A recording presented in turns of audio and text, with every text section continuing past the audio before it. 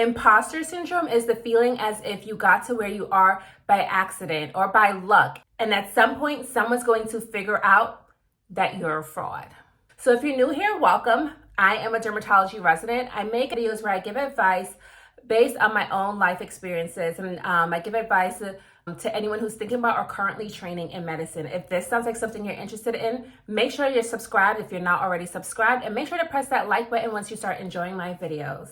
All right, so let's jump right into it. Imposter syndrome affects a lot of people in many different careers and many different journeys in people's lives. However, today I'm going to talk about imposter syndrome in medicine, how I've dealt with it and how I've overcome it, and tips on how you can overcome it as well.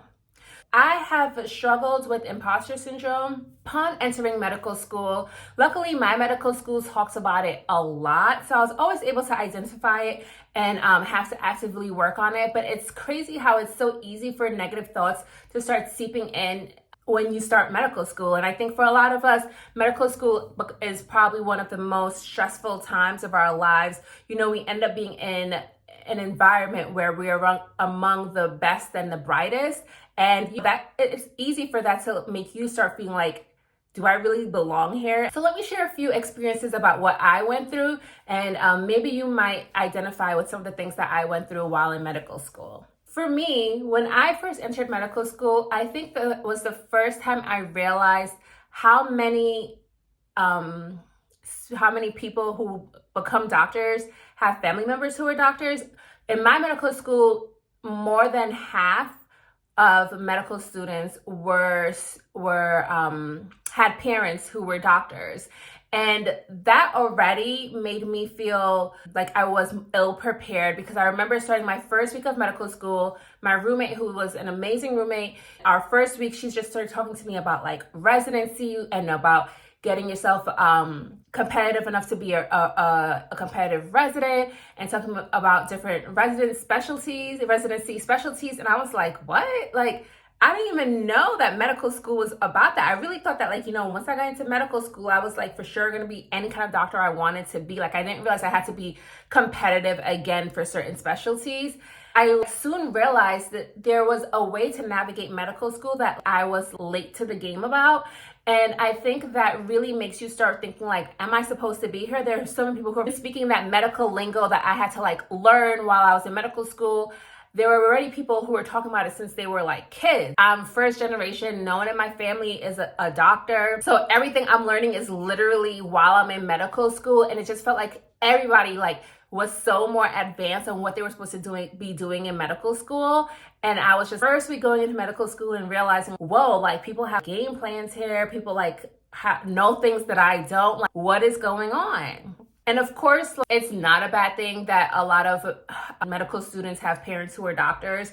I think that's awesome, because they say that if you love your job, it's very easy for you to impress that passion onto your kids as well. So that's awesome. I wouldn't mind if my kids are doctors too, but for my experience as someone coming in as a first generation physician, it was a bit alienating, and I did feel like I didn't belong. Then after that was like getting into the med school material. Now I will say that my first year wasn't as challenging as a lot of other people, because I was so blessed to take my master's program, but it still was challenging. And every exam that I took in medical school, I always felt like I failed. And I used to be like, how could I have studied this hard and still not feel good about the exam? This doesn't make sense. Like, not belong here. Like, I studied so much. I would literally always walk off feeling like I did not do well, but I would always pass. When I was in college, I knew if I did well on an exam, you know, like I was like, I studied hard, I took the exam, I felt good on the exam, and things went well. Every exam in med school, I was just like, let's see how this goes. Then enters third year. See, so like along the journey, I said like there were always times that I felt I was an imposter. Third year is a unique part of your med school journey, because you actually start taking rotations that are a good portion of your grade is subjective scores from the residents and the faculty of like how they felt like working with you. And it was very hard for me. Like, I just felt like I didn't fit in. The reality is that I come from a very different socioeconomic background from most medical students. Not only was mine completely different, but there were very, very few who grew up in urban place like Flatbush, Brooklyn. So when I had talked to residents and especially like attendings, because the attendings are older, it felt like I couldn't really relate. Like they would talk to me about hobbies and like travel. Like I had a very limited travel experience growing up because we just like didn't have money for it. When they talk about their hobbies, like golf is just not a hobby that ever was a thing in my life. Or just like those unique hobbies. Beekeeping, that I've only ever heard about in medical school. I had classmates who were interested in who did beekeeping as a hobby, as well as attendings. Like just things like that. What I enjoy when it came to like my favorite foods is like West Indian food. My favorite music is like Caribbean music. Like a lot of them have like never even had experience to that. So it was very alienating, and I had so much pressure of how can I get them to like me. But when I tell you, just being your authentic self and working hard and studying and coming up every day to be prepared helps with that. But that definitely used to be hard for me because I just felt like I couldn't join in a lot of conversations. Then even in derm, I felt a lot of imposter syndrome because I already told you guys, I decided in my third year, I like didn't take a research year, and that apparently was like such a popular thing to do. And because I decided so late, like I didn't do any of the derm conferences, so I didn't network as much. A lot of med students do, especially if they know from their first year and go to AAD conferences from their first year, their fourth year. My first AAD conference was in residency. So I definitely feel imposter syndrome. Did I accidentally become a derm resident? I know I didn't, and especially now I know like how they choose residents and stuff like that, but it just still is that alienating feeling that I'm just so different. So the last thing I'm going to touch on, I'm really going to briefly talk about it because I actually don't even like that I ever thought this. But at the end of the day, I am a minority. I was one out of 4 Black women in my class of 150. So I really used to feel like I stuck out like a sore thumb. I lived in central Pennsylvania. And when you hear comments all the time, and even the most confident person, sometimes it can like get to you. And sometimes when I was really, really down and at my lowest in medical school, like when tests were really taking over, I was probably like overwhelmed with all the leadership stuff that I was in and like all the things I was doing. Sometimes I would ask myself, like, did I just accidentally get into med school? It's like, was I just here for like, to meet a diversity quota? First of all, that's a whole nother conversation because no, but it still eats at you a little bit because you hear it. You hear people say like, well, what do you think about like affirmative action helping you get here? On a good day, you can take it, but on a bad day, you're like, listen, those are just things that I've dealt with, helping to perpetrate this imposter syndrome. And through my experience, what I learned, like I'm telling you about like the classmates who have parents as doctors and like the classmates who are easily able to bond with the attendings and like all that stuff. When I spoke with those classmates that like I just thought were like doing great, do what they were doing, they felt just as stressed, just as confused, just as unsure as I did. Everyone has their reasoning to feel like they don't belong, and everyone is all trying to figure it out. Everyone has their insecurities, no matter how confident they may look. And I think that's one thing that I started realizing through talking to my classmates, and then also going through that stress of medical school. Like, watch people go through their breakdowns, and you're like, wow, I thought you had it all together. But no, we're all trying to figure it out. Like, it's a stressful time. So don't think you're alone. You might look at someone and be like, they're amazing, they got it, blah, blah, and you don't even know that they probably think that they aren't at all. So everyone is going through it. Medicine, like I said, they got some of the smartest people in it, and we all are comparing ourselves to each other. So we're feeling very insecure. Also, medicine is always changing, right? So I've talked to attendings, and attendings have even told me about feeling like they have imposter syndrome, even if they're like 10 years out, 20 years out. But it creeps in at times. So here are some tips to overcome imposter syndrome. Okay. So the first thing, like I alluded to before, is being okay with doubt and uncertainty. It's a part of life. When you're starting as a first year med student or a second year med student, you don't know medicine. So it's completely okay to be like, what is going on? I don't know anything. Like, I'm struggling a little bit. That's okay. But also, if you are like a third year, fourth year medical student, or even if you're in your residency, it's all normal. You have to be okay with being unsure, because we don't have to know it all. In medicine, what they're training us to do is to know as much as we can, but medicine is always changing. In my medical school, we were trained that a lot of things that we were taught in med school is probably not going to be true by the time we're like 20 years practicing, right? Medicine is ever changing. So you're always going to be at a point where you're like unsure. But what medicine teaches us is how to think through a problem, think through disease processes, and also be a lifelong learner, always wanting to inquire and learn more. That's what it's teaching us, and like how to navigate the disease process and the treatment plan. That's what it's teaching us. So you should be okay with having doubt and uncertainty. Welcome it.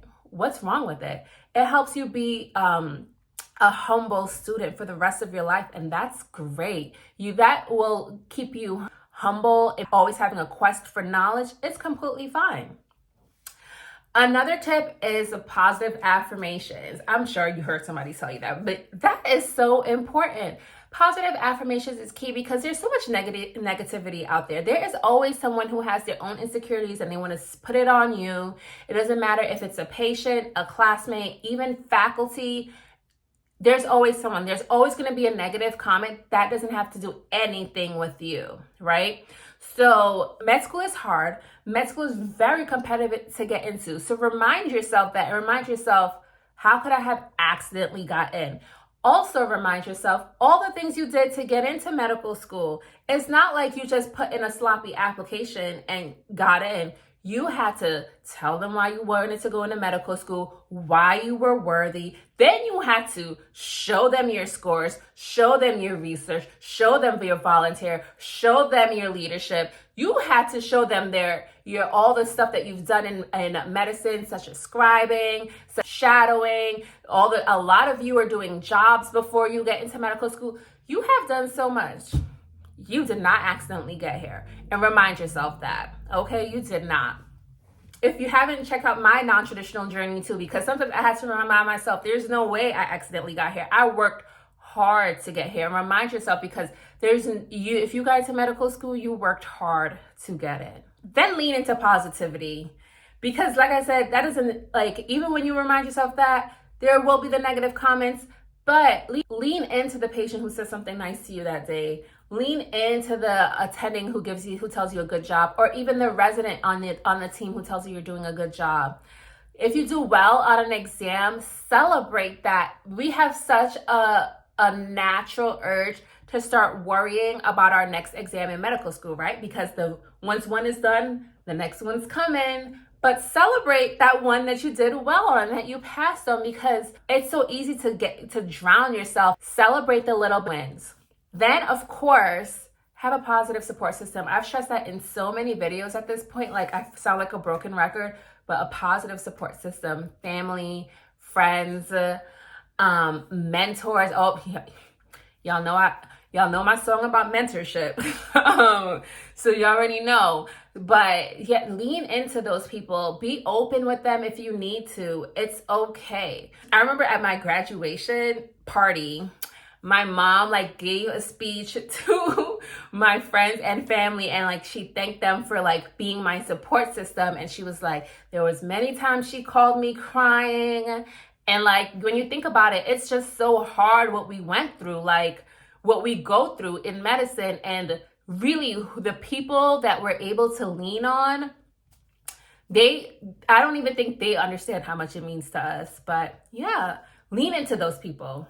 When I was talking about the things that made me feel like I was an imposter, but part of it is that you're comparing yourself to others. I came in from my life coming into medicine, and I'm comparing myself to people coming from a different journey. That's so unfair to me. the only person I can possibly compete with is myself. And that's what I learned what I had to do. I wanted to focus on how I had to be a better me without like focusing on anybody else, right? And for me, I knew I wanted to figure out what my passion was in medicine. And I did a lot of leadership experiences. I wanted to be a better doctor. And I wanted to like have a great knowledge base as a doctor. So I studied really hard. I wanted to be active with them in my community and have a positive change with my community. So I volunteered. And then eventually I did start doing research because of all the things that I'm passionate about. I'm passionate about leadership and I'm passionate about making my community better. You kind of like sneak into research a lot because of that. And then I also like obtained so many mentors that I wanted to emulate and I wanted to learn from to help me be a better me. And focusing on me and not everybody else really helps me. And then on top of the positive affirmations, reminding yourself who you are, you really got to remind yourself of like your purpose. You are enough. And when you're working on you, I also don't want you to get lost in trying to overcompensate for like insecurities. You're just working on being the best you can be in a healthy manner. Another thing I want to really stress is that if you realize your imposter syndrome is really negatively affecting you, it's actually sneaking into your mental health, you realize that the way you function is being affected, please seek help as soon as possible. Please seek help from a professional. Medical school, and I do plan to hopefully make a video on this on mental health and medicine, but in medical school, it's really tough. And I luckily went to a school where they gave us so much support for our mental health, but I can't speak for other medical schools. But if you identify that, please seek help and know you are not alone, and know that there are more medical students than you think who are currently seeking help from a mental health professional. And that's really all I have to say today about imposter syndrome. This ended up being a bit longer than I expected, but that's okay because I really wanted to talk about this. If you experience imposter syndrome, let me know in the comments like what you've experienced. And also, I would love to hear other tips of what you've done to overcome it as well. If you have any questions for me, let me know in the comments. Once again, press that like button and subscribe if you haven't yet. And I really hope that this video has helped alleviate some stress in someone. I hope that it's made you realize that you are enough. I hope that you realize that you are not alone. And I hope that at the end of this, that this video really like boosts you a little bit for you to be like, you know what? I'm ready to be that best doctor that I can be because I'm letting all this negativity bother me and it's just noise. I'm good enough to be a great doctor. All right, y'all. It was great chatting with you and I hope to see you in my next video. Bye.